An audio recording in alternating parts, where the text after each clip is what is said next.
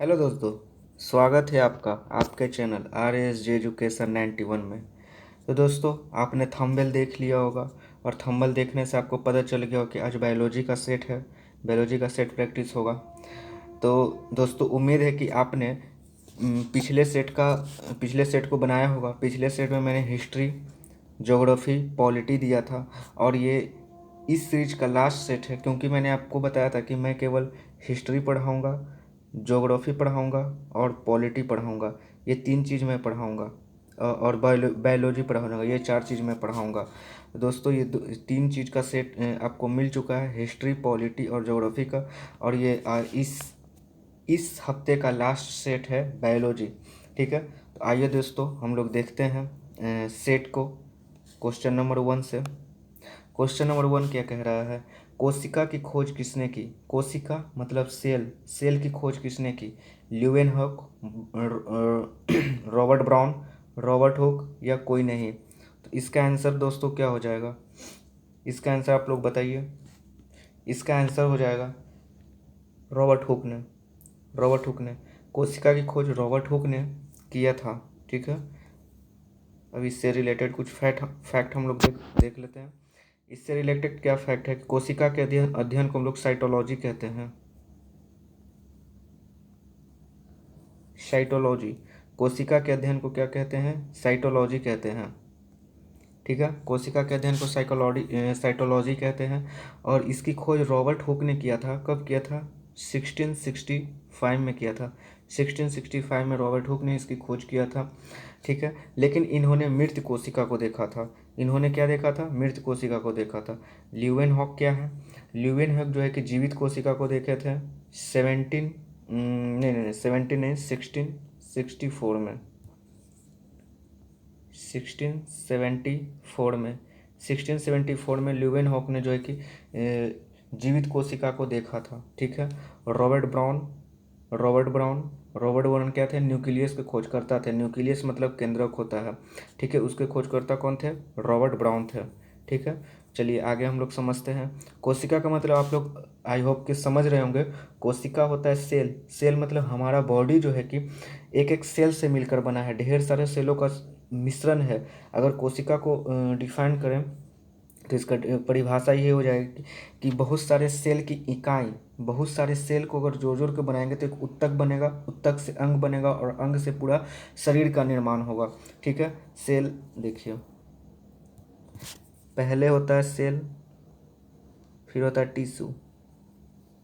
Tissue, फिर होता है ऑर्गन, फिर पूरा बॉडी का निर्माण होता है। ठीक है, सेल, टिश्यू, ऑर्गन, बॉडी। तो ये जो है हमारा बॉडी किससे बना है? ढेर सारे सेल से मिलके बना है। ढेर सारे सेल से मिलकर टिश्यू बना और टिश्यू से मिलकर हम लोग का ऑर्गन बना, हाथ पैर जो भी बना वो चीज़ बना और पूरा ये सब मिलाकर पूरा बॉडी का निर्माण हो गया। ठीक है, तो ये हो गया सेल आपका। चलिए दूसरा नंबर क्वेश्चन, सबसे छोटी कोशिका निम्न में से कौन सी है? मतलब सबसे छोटी कोशिका पूछ रहा है, तो कौन है? क्रोमेटिक, तंत्रिका तंत्र, प्रोटोजुआ, माइक्रोप्लाज्मा। तो सबसे छोटी कोशिका क्या होती है? सबसे छोटी कोशिका जो होती है माइक्रोप्लाज्मा होती है। 0.1 माइक्रोन, पाइट वन जो है कि माइक्रोन इसका साइज होता है। सबसे छोटी कोशिका माइक्रोप्लाज्मा है। अगर क्वेश्चन आएगा कि सबसे बड़ी कोशिका कौन सी, तो सबसे बड़ी कोशिका जो है कि शुतुरमुर्ग का अंडा होता है। ठीक है, सबसे बड़ी कोशिका शुतुरमुर्ग का अंडा होता है। ठीक है, चलिए क्वेश्चन नंबर 3। तंत्रिका तंत्र आप लोग जान रहे होंगे, नर्वस सिस्टम। हमारा ब्रेन जो है कि तंत्रिका तंत्र से बना हुआ है। ठीक है, 3 नंबर क्वेश्चन में आए, कौन सी रचना जंतु कोशिका को वनस्पति कोशिका से विभेदित यानी अलग करती है? राइबोसोम, माइटोकॉन्ड्रिया, तारकाय, कोई नहीं? तो इसका आंसर क्या हो जाएगा? इसका आंसर हो जाएगा तारकाय, सेंट्रोसोम। सेंट्रोसोम जो है कि सेल डिवीजन में मदद करता है। ठीक है, इसकी खोज 1888 में बेवेरी द्वारा किया गया था। किसके द्वारा किया गया था?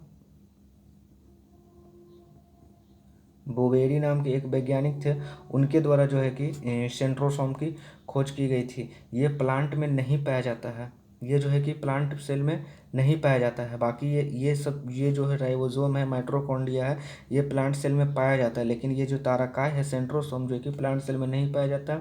इसका इसका काम है सेल डिवीजन में मदद करना। इसकी खोजकर्ता बोवेरी है, ठीक है। 1888 में इसकी खोज किया गया था। राइबोसोम क्या है? तो राइबोसोम की खोज करता है पैलेड। राइबोसोम की खोज करता है पॉलेड।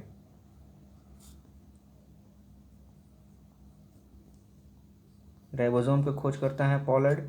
इन्होंने 1955 में इसका खोज किया था, ठीक है। इसका काम जो है कि राइबोसोम का काम जो है कि राइबोसोम को कहा जाता है प्रोटीन संश्लेषण। प्रोटीन संश्लेषण में ये भाग लेता है। राइबोसोम जो है प्रोटीन संश्लेषण में भाग लेता है। अर्थात राइबोसोम को क्या बोल सकते हैं कि फैक्ट्री ऑफ प्रोटीन, मतलब प्रोटीन का निर्माण करता है, या प्रोटीन की फैक्ट्री किसको बोलते हैं हम लोग? राइबोसोम को बोलते हैं, ठीक है। माइटोकॉन्ड्रिया क्या है? माइटोकॉन्ड्रिया में ही एटीपी का निर्माण होता है। तो एटीपी का माइटोकॉन्ड्रिया में निर्माण होता है, ठीक है।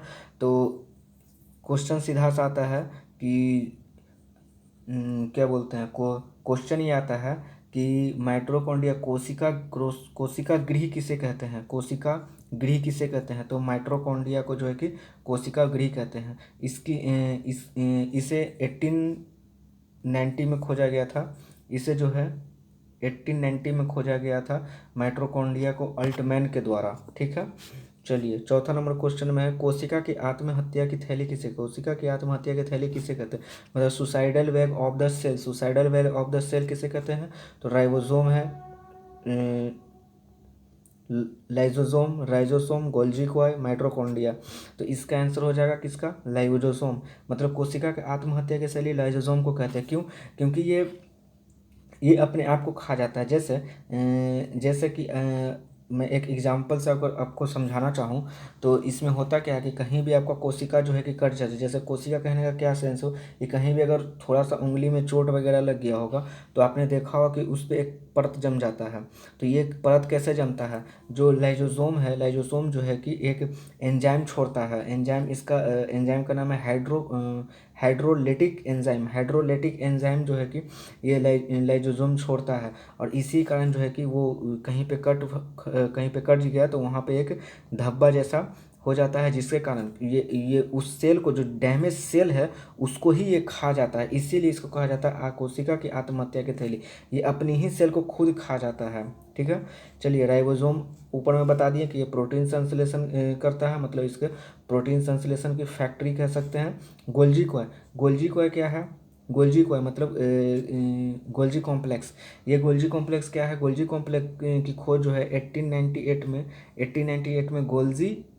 कैमेले गोल्जी ने कैमिलो कैमिलो गोल्जी ने ही किया था। इसका कार्य मुख्यतः द्रव्यों को पैक करके और मतलब कि इसका काम ट्रांसपोर्टेशन का काम है। सीधा सी भाषा में इसका काम ट्रांसपोर्टेशन का काम है।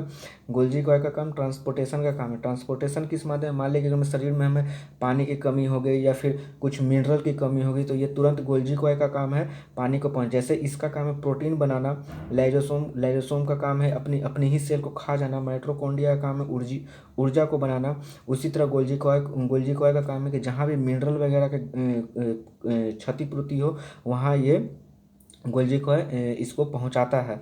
गोल्जी कॉय जो है कि मिनरल वगैरह को पहुंचाता है। जैसे आप कभी रनिंग कर रहे होंगे, रनिंग करते करते थक गए होंगे तो आपके पैर में देखते होंगे कि मतलब एक सूजन सा आ जाता है, थकावट महसूस होता है। तो सारा एनर्जी जो है कि पैर में लगा गया, पैर में ये सारा एनर्जी लग जाता है क्योंकि उनको पैर से दौड़ना होता है। तो यही चीज़ है, गोल्जी कॉय जो है कि अपना पूरा एनर्जी, पूरा मिनरल वगैरह जो है कि पैर में दे दिया, क्योंकि उस समय हाथ वगैरह कुछ काम नहीं रहता, बस पैर पर फोकस करना रहता है। तो ये गोल्जी कॉय का काम है। मतलब इसका काम आप एक भाषा में समझे तो ट्रांसपोर्टेशन का काम है, ठीक है। चलिए 5वां नंबर क्वेश्चन में क्या है, कोशिका में प्रोटीन संश्लेषण कहाँ होता है? Golgi coy, ribosome, mitochondria, lysosome. तो अभी मैंने बताया कि कोशिका में प्रोटीन का संश्लेषण मतलब राइबोसोम में जो है कि प्रोटीन संश्लेषण का काम होता है, ठीक है। चलिए 6ठा नंबर क्वेश्चन है, कोशिका का शोषण का संग्रह स्थल है। कोशिका के शोषण का संग्रह स्थल है।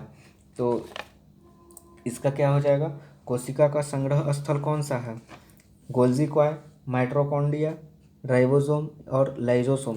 तो कोशिका का शोषण का संक्रिय स्थल, मतलब कोशिका कहाँ निर्माण मतलब कोशिका में जो है कि शोषण मतलब एब्जॉर्प्शन वगैरह सब कहाँ होता है, तो माइटोकॉन्ड्रिया में होता है, क्योंकि माइटोकॉन्ड्रिया में ही एनर्जी का निर्माण होता है।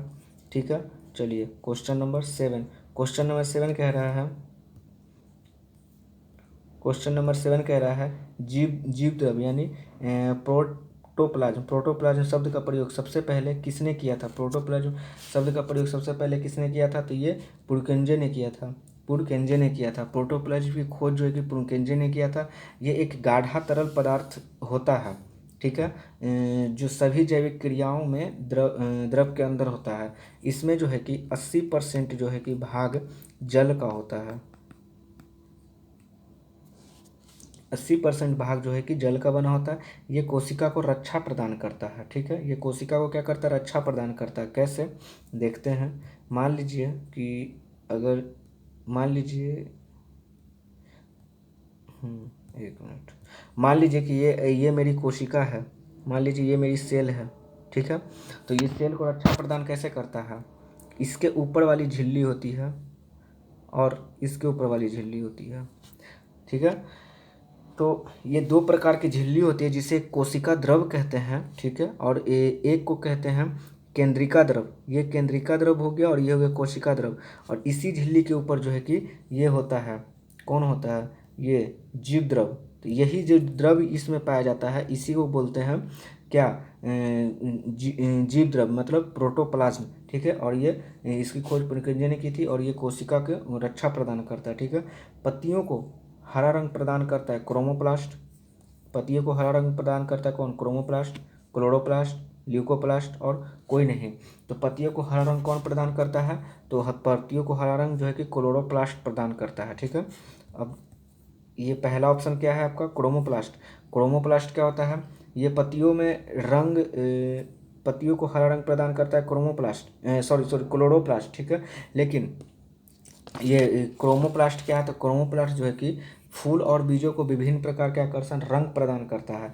ये हरा रंग प्रदान करता है, लेकिन विभिन्न प्रकार के रंग जो है कि क्रोमोप्लास्ट जो है कि प्रदान करता है, ठीक है।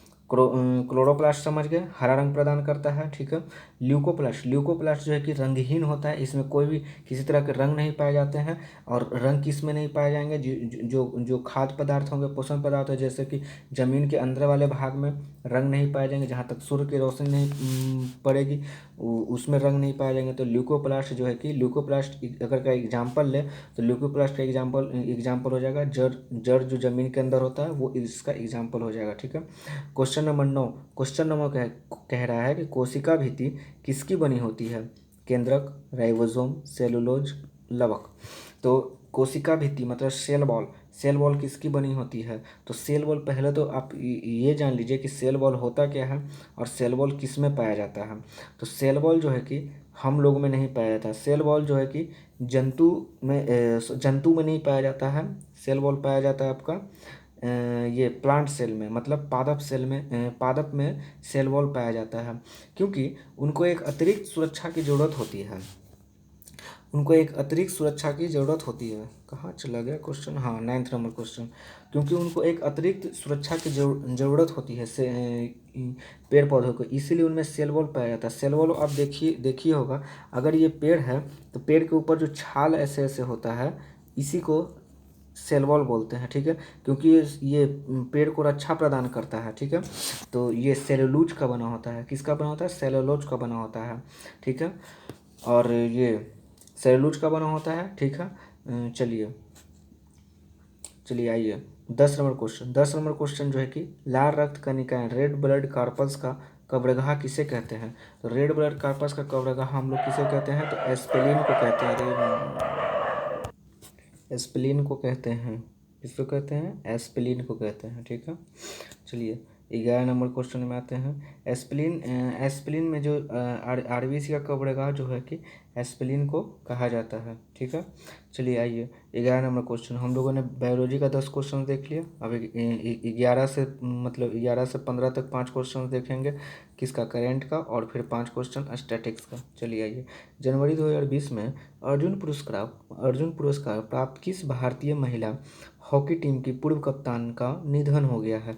मतलब जिन्होंने अर्जुन पुरस्कार प्राप्त किया है उनका जनवरी 2020 में निधन हो गया, और वो हॉकी की खिलाड़ी थे, और वो क्या थे, महिला भी थे। ठीक है, तो उनका नाम है सुनीता चंद्रा। चलिए, जनवरी 2020 में किस राज्य सरकार ने वर्चुअल पुलिस स्टेशन की शुरुआत की है। तो हरियाणा, केरल, पश्चिम बंगाल। इसका सही ऑप्शन क्या हो जाएगा, उड़ीसा। उड़ीसा ने जो है कि वर्चुअल पुलिस स्टेशन की शुरुआत की है। उड़ीसा में 2 नेशनल पार्क आप याद रखिएगा, भितरकनिका और शिमलीपाल। ठीक है, 13 नंबर क्वेश्चन में आइए। ऑस्ट्रेलिया ओपन 2020 के पुरुष एकल का खिताब किसने जीता है। तो डोमिनिक सीएम, गडवाइन मुगुरुजा, नोवाक जोकोविच, राफेल नडाल। इसका सही आंसर क्या हो जाएगा, सर्बिया के राफेल नडाल। राफेल नडाल कहाँ के हैं, राफेल नडाल जो है कि सर्बिया के हैं। ठीक है, और ये सर्बिया के राफेल नडाल ने 2020 का ऑस्ट्रेलिया ओपन का खिताब अपने नाम किया है।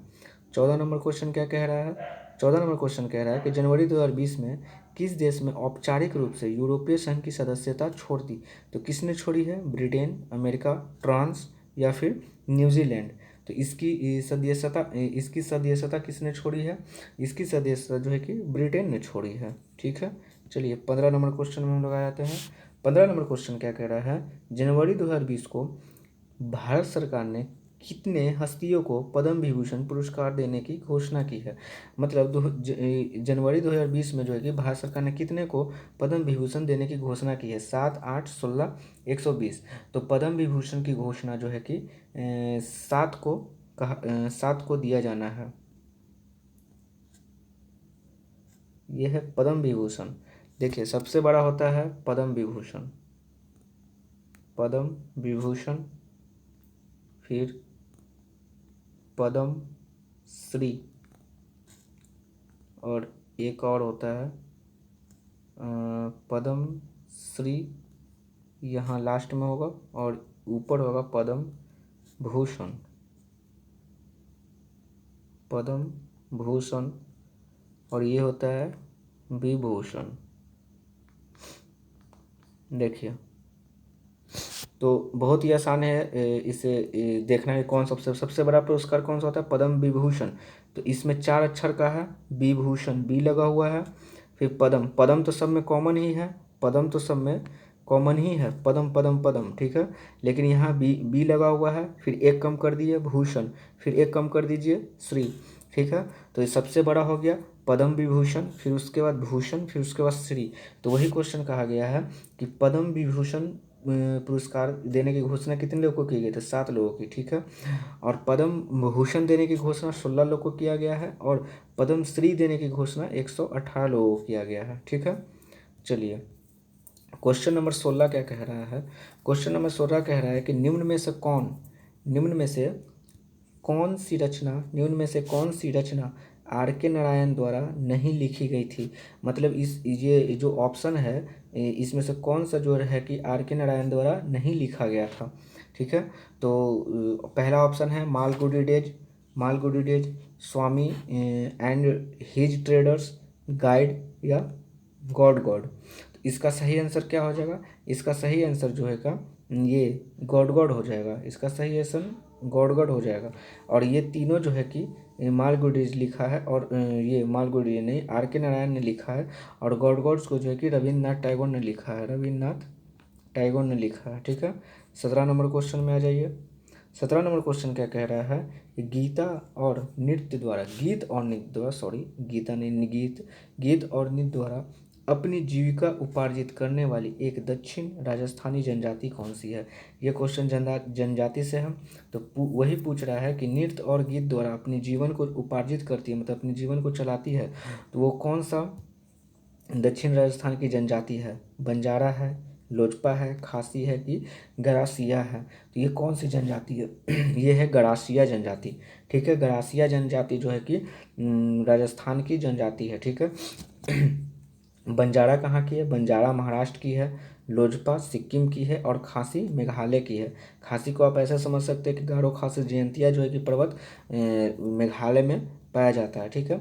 रेड डाटा बुक इन जातियों के बारे में जानकारी देती है। किसके बारे में जानकारी देती है रेड डाटा बुक?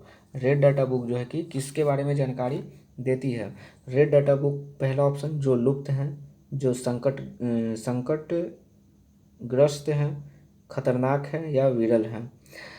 तो रेड डाटा बुक जो है कि इसमें पशु और पादप प्रजातियों को रखा जाता है। ठीक है।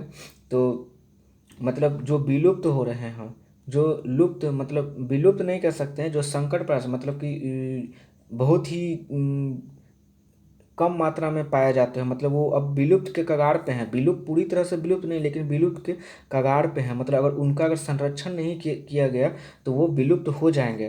तो वो अभी संकटग्रस्त हैं, वो अभी क्या है? संकटग्रस्त हैं। ठीक है। उनको अभी हम लोग को संभालने की ज़रूरत है। ठीक है।